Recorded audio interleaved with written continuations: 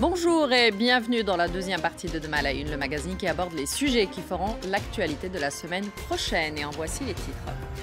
Dakar, dans l'attente du verdict dans le procès de Karim Wade, ancien ministre et fils de l'ex-président sénégalais Abdoulaye Wade. Karim Wade est poursuivi dans une affaire d'enrichissement illicite présumé.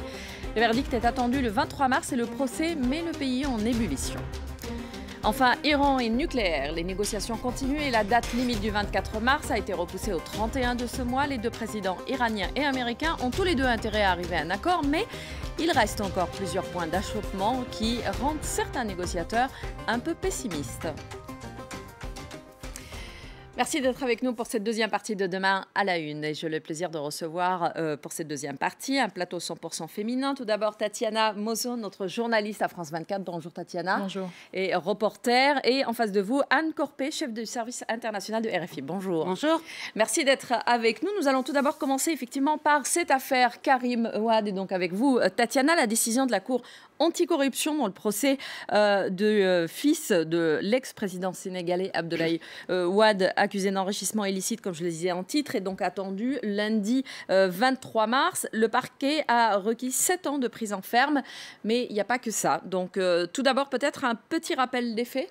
Alors effectivement, cela fait depuis avril 2013 maintenant que Karim Wade a été placé en détention, 2 ans de détention, ce qui est assez rare pour un homme politique sénégalais. On se souvient qu'Idrissa Seck, à l'époque Premier ministre d'Abdoulaye Wade, avait fait 6 mois.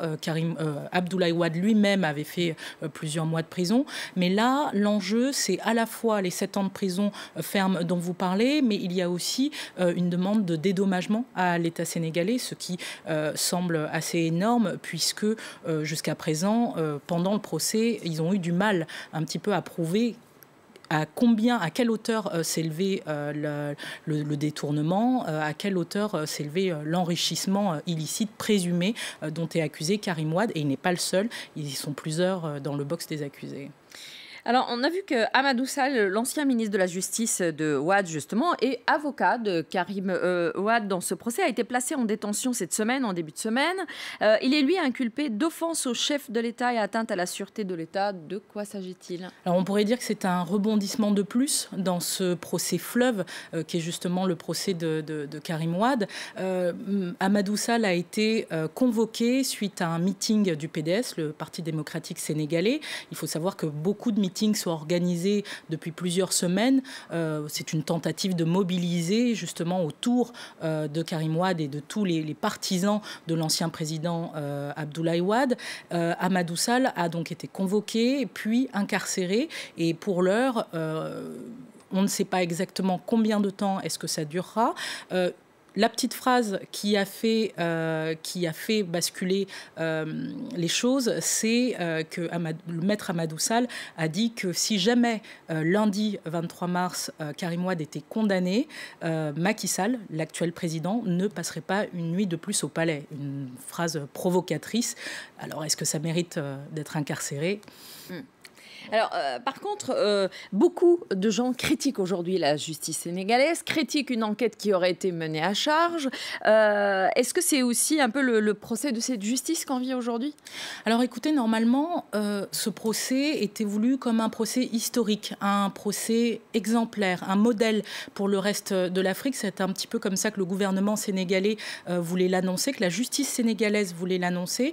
Le procès d'un homme politique qui est accusé d'avoir détourné de l'argent public. Si vous voulez, l'opinion sénégalaise souhaitait ce procès. Mais dès le départ, le procureur spécial qui était en charge de l'enquête a été limogé. La CREI, donc cette cour de répression de l'enrichissement illicite, a été très vite critiquée. On se souvient qu'au début du procès, les défenseurs des droits de l'homme critiquaient déjà le fait qu'il n'y ait pas d'appel suite au jugement qui serait rendu à la suite du procès. Donc effectivement, une justice pour Karim Wade, il le disait, il n'est pas au-dessus des lois, mais il n'est pas en deçà des lois non plus. Il y a eu beaucoup de rebondissements dans ce procès, je le disais tout à l'heure, notamment le boycott des avocats de l'accusation, ou encore les plaidoiries qui n'ont pas eu lieu, et Karim Wade qui ne s'est pas présenté depuis maintenant plusieurs semaines, et lundi, il sera probablement absent, encore une fois, de la salle d'audience. Pour finir, et en quelques mots, comment réagissent les Sénégalais? Alors écoutez, au Sénégal, c'était un procès qui était voulu. Il souhaitait qu'on juge le ministre du ciel et de la terre, comme il était appelé, puisqu'il avait à peu près 4, voire plus, portefeuilles ministériels. Pour eux, c'était important. Ensuite, il y a eu une tendance, étant donné que la procédure a duré, s'est étalée, a duré très longtemps. Il a déjà fait 2 ans de prison. Certains Sénégalais estiment que d'avoir déjà fait 2 ans, c'est déjà beaucoup, ça suffit. Il y a de l'autre part des appels à la mobilisation. Abdoulaye Wade lance plusieurs appels, voire à l'insurrection. C'est comme ça que le perçoit le gouvernement. Il a tenu des propos assez acerbes, assez violents à Macky Sall. Exactement, ce qui a choqué l'opinion sénégalaise et ce qui a même choqué les partisans d'Abdoulaye Wade. On se souvient qu'il avait littéralement insulté le président Macky Sall de fils d'anthropophage, ce qui est une insulte directement et qui ne correspond pas surtout au code de la société sénégalaise. Donc ce procès, les Sénégalais le veulent.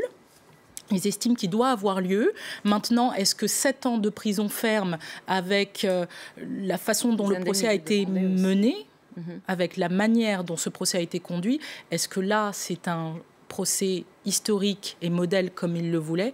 On le saura lundi. À partir de lundi, en tout cas. Merci beaucoup, Tatiana, pour ces explications. Nous allons donc passer au sujet iranien. Donc, au début, c'était le 24 mars qui avait été avancé comme date limite pour arriver à un accord nucléaire donc, entre les États-Unis, la Russie, l'Allemagne, la Chine, la Grande-Bretagne, la France et l'Union européenne et bien sûr les Iraniens. Aujourd'hui, on parle du 31 mars, mais est-ce que les choses avancent vraiment? C'est ce qu'on voudrait voir avec vous, Anne. Cette semaine, donc, des négociations ont eu lieu, continuent entre l'Iran et les puissances occidentales. Ça se passe en Suisse. Mais certains négociateurs commençaient déjà à filtrer quelques informations en disant qu'ils étaient un peu pessimistes par rapport à ce qui se passait. Oui, en fait, depuis le début de ces négociations, le secret a toujours été présenté comme la garantie de la réussite de ces discussions. Donc, on ne doit pas forcément se fier aux affirmations des uns ou des autres. Il s'agit plus souvent de messages politiques destinés soit au camp adverse des négociateurs, soit aux opinions publiques. Il y a un point de convergence de tous les acteurs de la négociation, c'est qu'il n'y aura un accord que s'ils sont d'accord sur 100% des points discutés. D'accord. Alors justement, qu'est-ce qui bloque jusqu'à maintenant? Alors, du côté occidental, la question centrale, le mot-clé, c'est centrifugeuse. Vous savez, ces machines qui permettent d'enrichir l'uranium afin d'aboutir ensuite à la fabrication soit du nucléaire civil, soit de l'arme atomique. L'Iran disposerait actuellement d'environ 20 000 centrifugeuses, dont 10 000 en service. Les Occidentaux voudraient que ce nombre soit limité à 6 500. Il n'y a pas que le nombre de centrifugeuses, il y a aussi leur puissance. Les Iraniens développent de nouvelles centrifugeuses, 2 à 5 fois plus puissantes, et les Occidentaux ne veulent pas qu'elles soient mises en service. Il y a aussi, corollaire, la question du stock d'uranium enrichi. Les Occidentaux auraient obtenu de l'Iran que le stock soit déplacé, transféré en Russie, et les Russes le transformeraient en carburant utilisable seulement par la centrale nucléaire civile de Boucher. La conséquence de ces 2 premières questions et la question clé, c'est la notion que les experts appellent le break-out. En fait, c'est le temps nécessaire pour aboutir à la fabrication de l'arme nucléaire. Les Occidentaux insistent pour que ce temps soit supérieur à 1 an. Il y a une dernière question importante pour les Occidentaux, c'est la durée des contrôles une fois l'accord passé. Les Occidentaux veulent une durée très longue de contrôle renforcé sur les structures iraniennes. Ils misent sur 10 à 20 ans. L'Iran dit non, seulement 5 ans. D'accord. Alors, il y a, si je puis me permettre, oui. Côté iranien, il y a côté iranien, il y a une exigence, c'est la levée immédiate et totale des sanctions. Mais ça va être très difficile puisque les sanctions ont été émises par différents organismes, l'Union européenne, l'ONU, les États-Unis, et c'est un écheveau compliqué à démêler d'une seule fois. Alors, juste peut-être vraiment très très vite. Alors, on parlait tout d'abord d'arriver à un accord politique, ensuite à un accord global et technique d'ici cet été, mais aujourd'hui, on a l'impression qu'on rêve plutôt au moins d'arriver arriver à une entente pour pouvoir au moins justifier le fait qu'on continue quelque part les négociations? C'est un peu cela. Il parle de simple entente. Il s'agirait d'un document de 3 à 4 pages, dont d'ailleurs le contenu serait conservé secret. Et les détails techniques devraient aboutir au 1er juillet prochain. Mais il y a une réelle volonté d'aboutir des deux côtés. Alors, les Américains, de leur côté, sont un peu embêtés aussi par le rythme des négociations. Le président américain, Barack Obama, a envie que ça avance, a envie que ça marche, parce qu'il se retrouve aujourd'hui face à un congrès américain qui est très sceptique par rapport à ce qui se passe. On va tout d'abord écouter quelques secondes un sonore du président américain et revenir avec vous pour le commenter. Mon message à vous, le peuple d'Iran, est qu'ensemble, nous devons nous adresser au futur que nous recherchons. Je crois que nos nations ont une opportunité historique de résoudre ce problème pacifiquement, une opportunité à ne pas manquer. Oui, c'est très important pour Barack Obama d'aboutir, de rétablir une relation avec l'Iran, un pays ennemi depuis 1979. Mais effectivement, vous l'avez dit, le Congrès majoritairement républicain est très hostile à cet accord. Il y a eu d'ailleurs une initiative choc de 47 sénateurs républicains qui ont envoyé une lettre aux autorités iraniennes en disant « Obama peut bien signer l'accord qu'il veut ».